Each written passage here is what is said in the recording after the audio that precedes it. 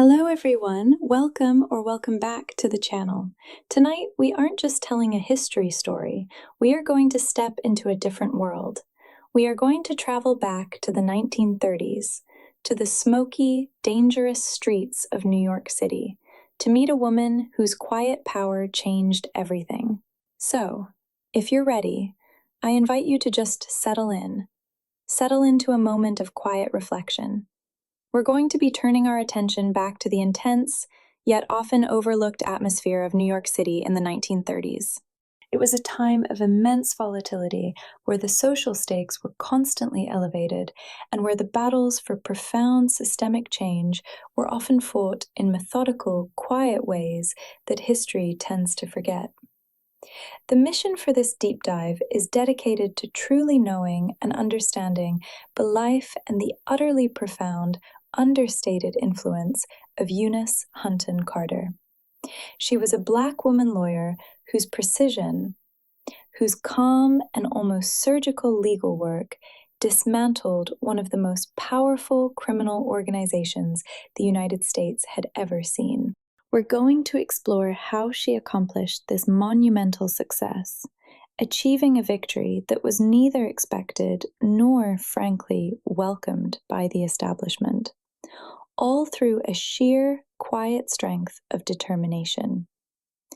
We are relying heavily on detailed biographical accounts of Carter herself, but also weaving in academic analyses, specifically of the cultural and intellectual world that shaped her, the vibrant literary currents of the Harlem Renaissance. We look at the issues faced by her contemporaries, women like Jessie Fawcett and Zora Neale Hurston. This allows us to understand not just her legal strategy, but the profound personal struggle for identity and recognition that really informed it. So, let's move softly toward our core question. How does one build an enduring professional life?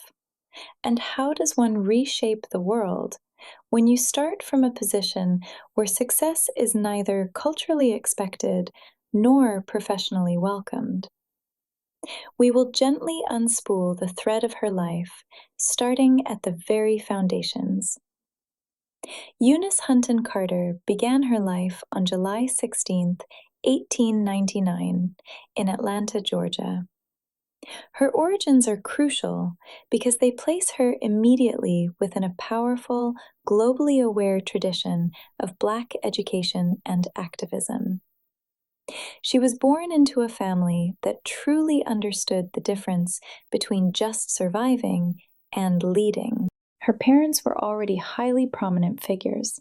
Her father, William, was a secretary for the YMCA. But this wasn't just a local role. He was focused specifically on establishing and supporting what were called colored YMCA branches, meaning he traveled globally, advising on policy and fundraising. The sheer scale of his influence is captured in one detail. On one occasion, the records confirm he was invited to lunch at Buckingham Palace. That gave Eunice a childhood view of international service and real influence. Her mother, Addie, was equally imposing. She was the one who really established the cultural and intellectual foundation for her daughter. A writer, a dedicated activist, and what was known in that era as a foundational club woman. These clubs were the engines of political organizations, mutual aid, social welfare, fundraising for civil rights causes. Addie wielded significant, though often quiet, political leverage. She was a tireless worker, dedicating so much of her time to lecturing on the importance of Black motherhood and asserting the vital duty of raising the next generation. But this upbringing, as steeped as it was in public service, was also profoundly shaped by the immediate threat of racial violence. The family's decision to move north was definitive and deeply traumatizing. They relocated to Brooklyn, New York, when Eunice was just 5 years old, in direct response to the horrific Atlanta race riot of 1906. This wasn't just a small skirmish. The riot was a rampage of angry white mobs intent on destroying Black homes, businesses, and communities. While many families fled the city, the Huntons chose to stay, initially actively guarding their home against the mobs with defensive gunfire. Though they survived physically unharmed, the psychological impact of surviving a siege, of seeing your community targeted like that, was massive. That trauma led to the definitive decision to seek safety and opportunity in the North. It is entirely plausible that this foundational sense of urgency, this belief that the work of justice was vital for physical and cultural survival, was instilled in young Eunice at this precise moment. And that urgency manifested so early. There is a beautiful defining anecdote from her childhood. It dates to 1907, when she was just 8 years old. She was on a summer vacation in New Jersey, and she met a young boy on the beach. While they were playing, she told him exactly what she intended to be when she grew up. She stated very clearly that she wanted to be a lawyer, because she wanted to make sure that the bad people went to jail. At 8 years old. It wasn't about fame or money. The motivation was already deeply rooted in a desire for systemic justice and protection. This intense sense of purpose carried her all the way through her adolescence, leading her to Smith College, where she started in 1917. The financial hurdle was massive. Tuition and board were $600 per year, while the median household income in the U.S. at the time was only around $1,300. Her father had passed away just the year before, so the family was reliant entirely on Addie's demanding income. It is widely understood that her tuition was paid by Mary White Ovington, a prominent white suffragist and activist, a close friend of her mother's, and also a Smith alum. Their shared gender experiences allowed Ovington to look past the racial barriers of the time and invest in Eunice's future. At Smith, Eunice distinguished herself not merely by attending, but by truly excelling. She chose government as her major, showing that early interest in the mechanics of power and law. Her intelligence drew powerful mentors. Professor Everett Kimball, in particular, took her under his wing and introduced her to the then Massachusetts governor, Calvin Coolidge. Coolidge saw her potential and became her trusted advisor, going so far as to allow her to browse his private library in Northampton. For a young Black woman in the early 20th century, that was an astonishing level of professional access and mentorship. Her foundational years culminated in a rare academic triumph. She graduated in 1921 with both a Bachelor of Arts and a Master of Arts degree, achieved in just 4 years. She was only the second woman in Smith's entire history to accomplish that specific academic feat. After finishing her degree, Eunice made a brief foray into the professional world that quickly taught her what she did not want. She took a teaching position for a year at Southern University in Baton Rouge, Louisiana. She immediately disliked it. It wasn't the university itself, but the oppressive reality of being back in the South, the region her family had fled. It felt psychologically stifling. So she came back to New York, immersing herself fully in the intellectual currents of the city. She married Lyle Carter, a prominent dentist, in 1924, and they had their only son in 1925. For a brief period, she turned her sharp observational skills toward literature. She published short stories and reviews, engaging with the artistic ferment of the Harlem Renaissance. Her writing showed remarkable clarity of vision. She published stories that were critical observations of street life, specifically pointing out how white tourists often completely missed the complex essence of the Black community they were there to see. But Eunice was living the questions of her era. How do you assert a singular identity in a patriarchal society that demands conformity? She eventually decided against the comfortable role of a Harlem matron and chose a life of direct, actionable change. She started law school at Fordham University. She attended at night. That alone says so much. She was maintaining work simultaneously as a social worker during the day. This combination, direct, on-the-ground experience with systemic injustice during the day and legal theory at night, was potent. The legal field was fundamentally resistant to her presence.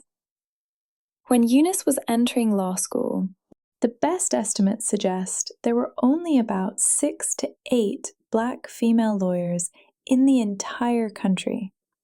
She was entering a field overwhelmingly dominated by white men, with virtually no precedent or professional network for her.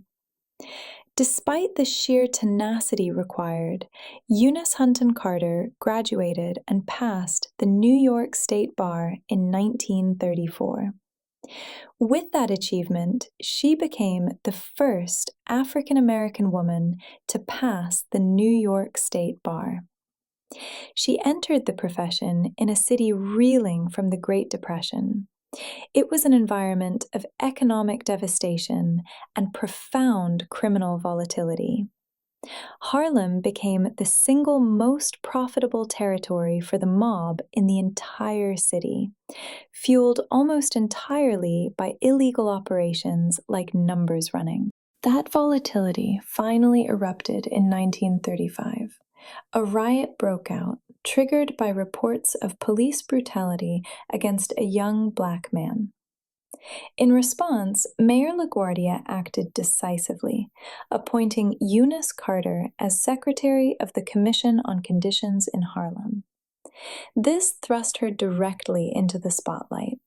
Her mandate was to look beneath the surface of the crime statistics and understand the despair, police corruption, and economic exploitation. The broader public outcry demanded a cleanup of the mob problem, which led to the appointment of Thomas Dewey as a special prosecutor. Dewey assembled his team, the famed 20 against the underworld. 19 of those lawyers were white men, focusing on high-profile masculine crimes like murder and extortion. And then there was Eunice Carter, the 20th lawyer hired. Dewey initially publicly minimized certain types of crime, dismissing prostitution and vice as minor offenses beneath his high-level investigation. Ironically, that dismissal is exactly where Eunice Carter found her opportunity. Since the men were chasing headlines, all the tedious complaints regarding prostitution were rooted directly to Eunice. She didn't view these as minor moral failings. She viewed them as essential data points. She analyzed the reports and discovered a profound pattern that the men had overlooked. She developed a powerful theory. The prostitution trade, citywide, regardless of location or ethnicity, paid a mandatory tribute or tax to the exact same centralized group of people. This group effectively licensed, protected, and controlled the entire illegal enterprise. Her core insight was revolutionary. If the mob was taxing this illegal activity everywhere, those payments would trace directly up the chain of command, past the local thugs, straight to the man at the very top. Charles "Lucky" Luciano. She argued persuasively that this quiet, systematic evidence was the definitive angle to prosecute Luciano. Dewey was initially reluctant, but as other leads failed, he realized he had to bet on her. They orchestrated a massive effort based on her research, executing simultaneous raids on 200 brothels across the city in a single night. Eunice was placed in charge of the most sensitive component, convincing the witnesses to talk. These women were terrified, but Eunice drew on her years as a social worker. She had to convince them that the system, which had always failed them, could actually protect them if they testified. Her ability to gain their trust was critical.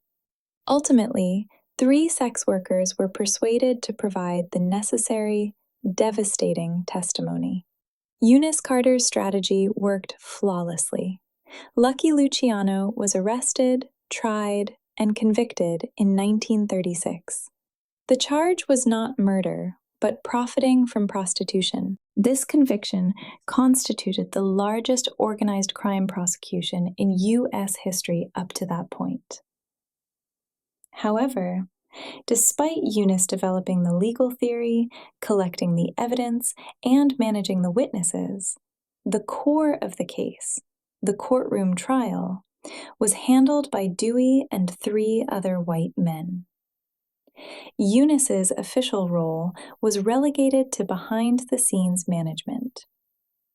Dewey was building a national political profile, and the narrative of a white male crusader was deemed safer than the truth.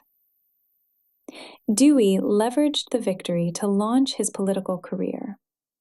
Eunice did receive temporary, intense recognition.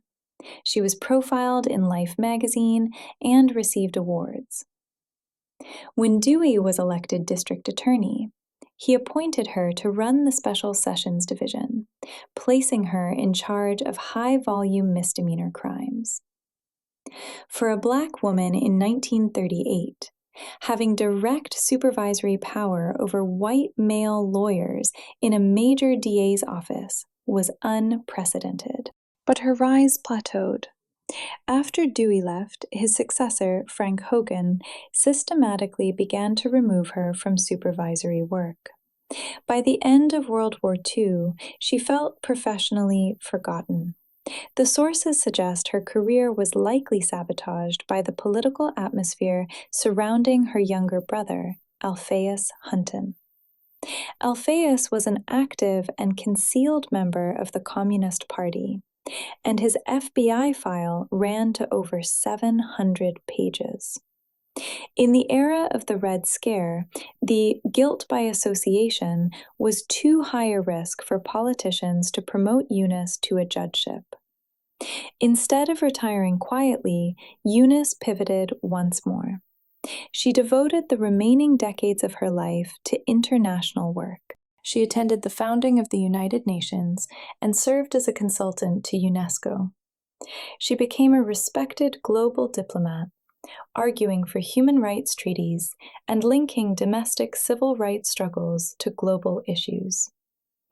Eunice Hunton Carter's life is a profound study in resilience and strategic brilliance.